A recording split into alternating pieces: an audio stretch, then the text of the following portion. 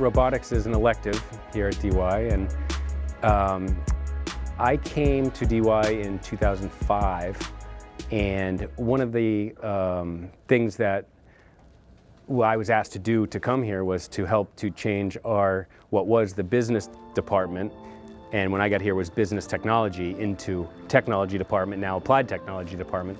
And one thing that our department did early on 20 years ago was to create classes that kids were interested in and students wanted to be at.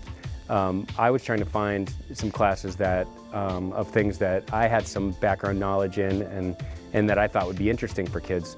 So I went to at a workshop 2 years later, so it was 2007, is when I first brought robotics I proposed to have a robotics class here at the high school, and that was the beginning of robotics as a class. And since then, it's evolved into a 3-level curriculum, starting with an intro to robotics, learning about basic concepts and robotic fundamentals, moving into prototyping, and really learning how to coming up with generating ideas and developing ideas, and then into a competition robots class, which is where students design, develop, build, program robots to compete in a game at a competition level.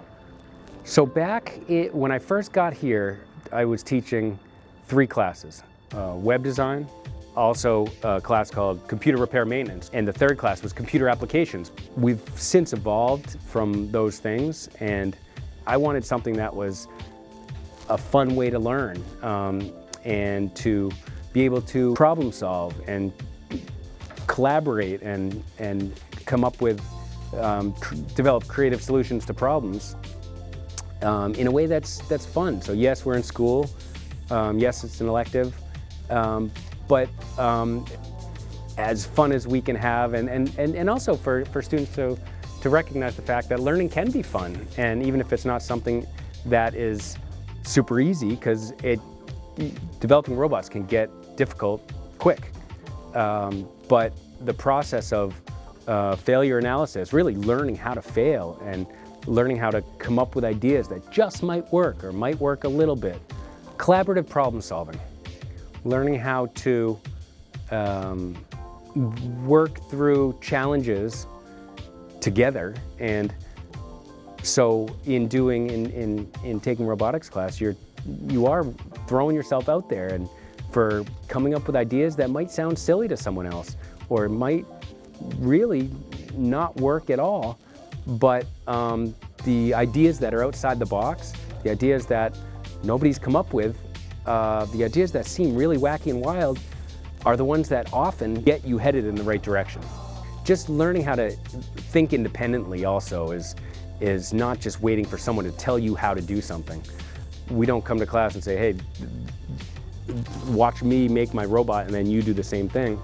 After learning basics, and especially the more robotics you take and you get into the prototyping and the competition robots class, it's all on you, and it's you're coming up with a design and a process and a strategy, and it's really learning to be an independent thinker, which I think is so critical for kids to learn today. First thing you could break it down into hardware and software.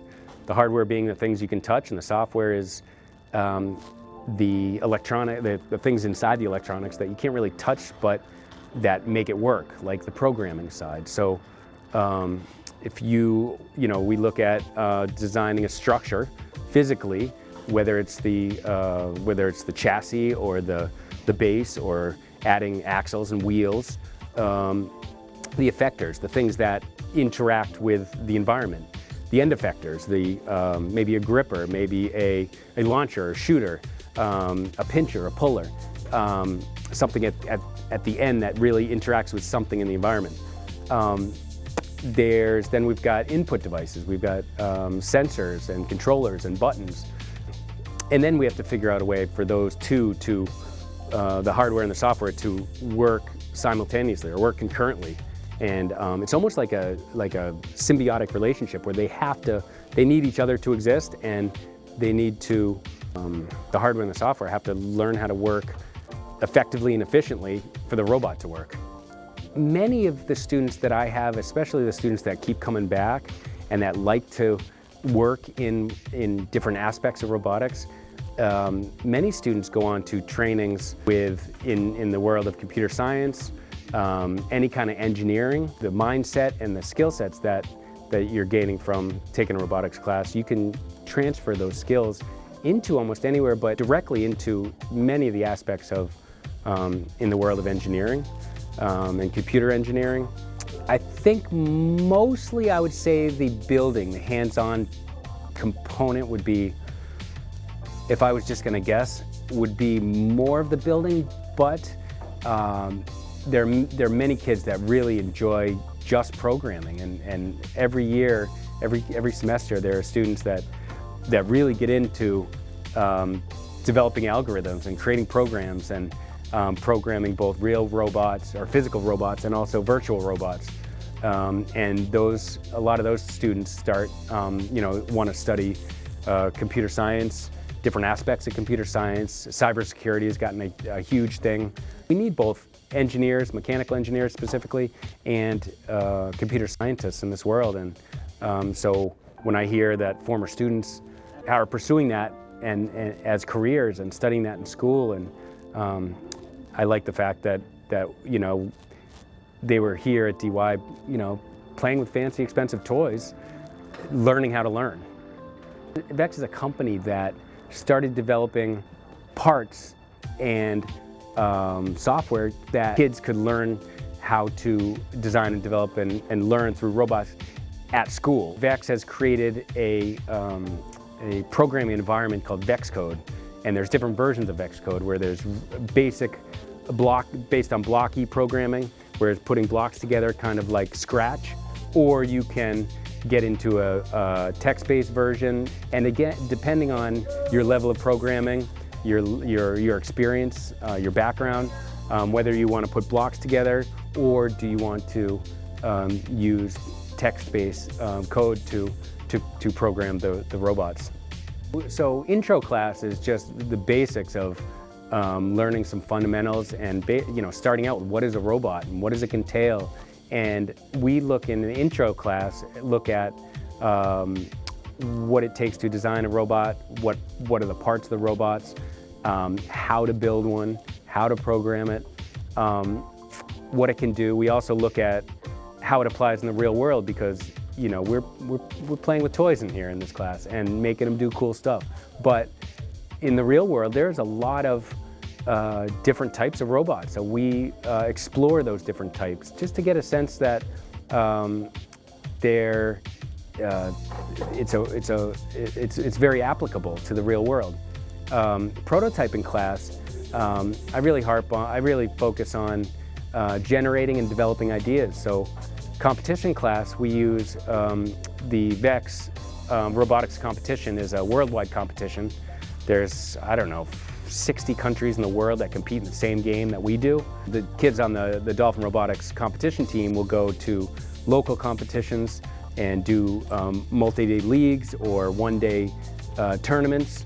And then if you do well enough and you win those leagues or win those competitions, like we've had students in the past, they make it to the New England Regionals. And we already have one team that's qualified to go at the end of February, and that's in Framingham. And he'll compete against, I think this year is about 80 other teams, the best robots from around the country, and the top robots from the Massachusetts State Championship will qualify for the World Championships in Texas at the end of April. So I'm taking our competition robotics program, which is the last in the line. So basically it goes from intro to robotics, engineering and design, prototyping, and then you go into competition robotics. So what we do over here at competition robotics is we build robots for the game, which you actually see behind me, the arena here. And basically we bring them to competitions. I know we have one up in Mashpee, and then those are to qualify for further competitions. I really think that robotics is a two-step approach. You're building a lot. but you also have to keep in mind how you're going to program it, how everything is wired. Like, it's a lot of intentional design, kind of. I am building a 6-motor drive robot that has a 2-motor intake with a pneumatics grabber for our mobile goalpost for high stakes this year. I think every student should be taking this class because it is truly one of the best classes, and Mr. Hansen absolutely deserved the Teacher of the Year from last year. Just saying.